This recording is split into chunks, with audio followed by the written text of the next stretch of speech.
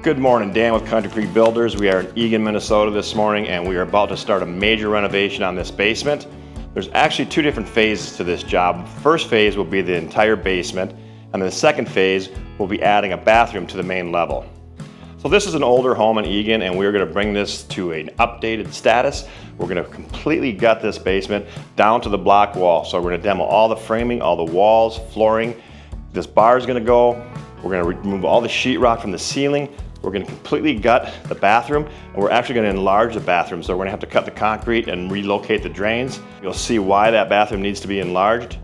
And then the second phase is we're going to push a bathroom into the already existing garage space on the main level. So anytime that we get involved in an older home, there's a lot of things that we need to really consider when we start a major remodeling project. The first thing that we've done is we've created a good set of plans. We went through different revisions with the homeowners, and once the plans were dialed in, then I brought my electrician and my plumber out because we wanted to make sure that the bids that we got from those subs were accurate based off of what we have here currently. So this bathroom is going to be completely gutted. You can kind of see it's a small bathroom, and we're going to actually push this bathroom. We're going to remove this wall. We're going to push this bathroom this way to increase the size of the shower and create a longer vanity.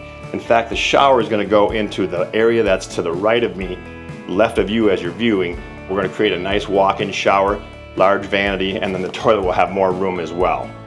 So I just kind of want to show you a little bit more in detail what we're doing with this bathroom.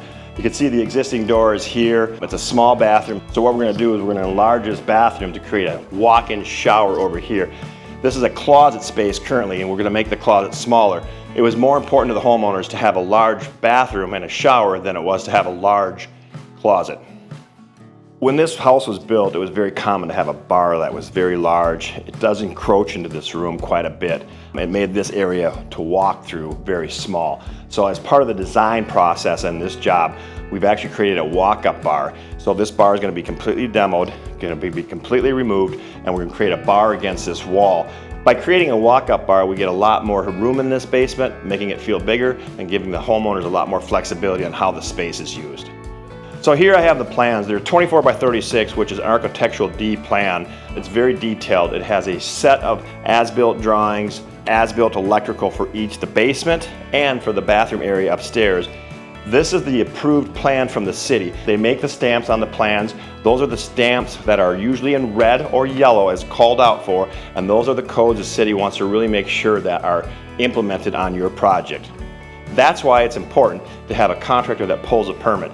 One is that you know that the city is involved and everything's inspected, and two is if you ever go sell your house down the road, a good real estate agent will verify that your basement has been permitted and that the inspections have been completed. Because if down the road this house is for sale, it'll be obvious if the basement was updated, and that a good real estate agent will verify that the permits were pulled for that job.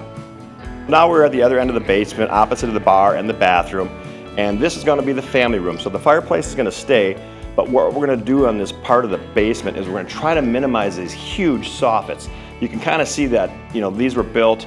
There's heat ducts in there, obviously. There's a big steel beam going in here, and that's going to have to stay.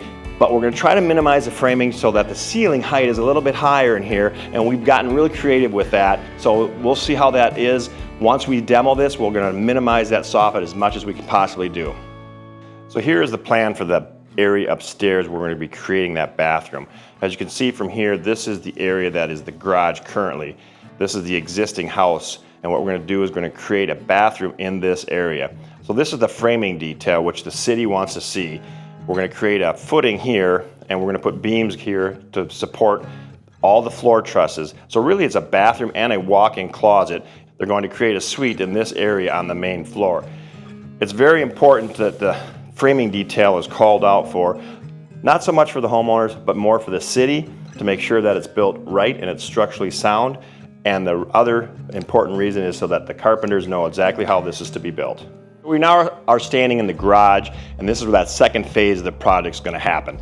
So this area right here is basically the front part of the third stall of the garage, and it was more important to the homeowners to have a bathroom suite, a bedroom suite on this area of the house. So we're going to basically blow a bathroom into this area. So this will be the future bathroom, and where I'm standing right now will be a walk-in closet. So they'll access the closet from this area inside the house. And we'll show you that in a second. That is currently like a den. We're going to create a bedroom there. So this is going to be his own little separate bedroom suite. In order to make this happen, we have to frame the floor of this addition to match the existing house. So the garage floor is about 16 inches below the main floor level. So we're going to basically create a floating floor in here. And we have footings that we have to put in, and we're going to frame that, and that's called out for in this plan so that the city knows how we're doing it, make sure it's structurally sound, and that the carpenters know how it needs to be framed. As part of this process, because the closet's going to go right here, this garage service door is not going to work here, so we are actually relocating the garage service door down that way. So this doorway will be closed off, and this is an older home, so it's 2x4 framed walls. And in order to meet the energy code, we are going to have to foam spray the walls because we cannot get an R21 in a 2x4 wall with bad insulation, so we're going to have to foam spray it. So because of the age of the house, the city knows that we're not going to reframe the whole house, which is now currently required to be 2x6. So we're kind of grandfathered in, but we still have to comply with the codes as much as possible. So that's why we're selected to use foam spray in the walls, and the whole floor will also have foam spray insulation so that you don't have a cold floor from underneath. Here we are standing in the future bathroom. We wanted some natural daylight in this bathroom, so we ordered a window. The window has been ordered for probably 6 weeks, so it is in and we are ready to install it. That way we don't have a delay during the project saying, well, we have to wait for the window. The window was ordered 6 to 8 weeks ago. It's already in at my supplier. So we're going to create basically a big window right here, and that will bring a lot of natural light into this bathroom and it won't feel like a cave. So here we are standing in what I will call a den, which will be the future bedroom.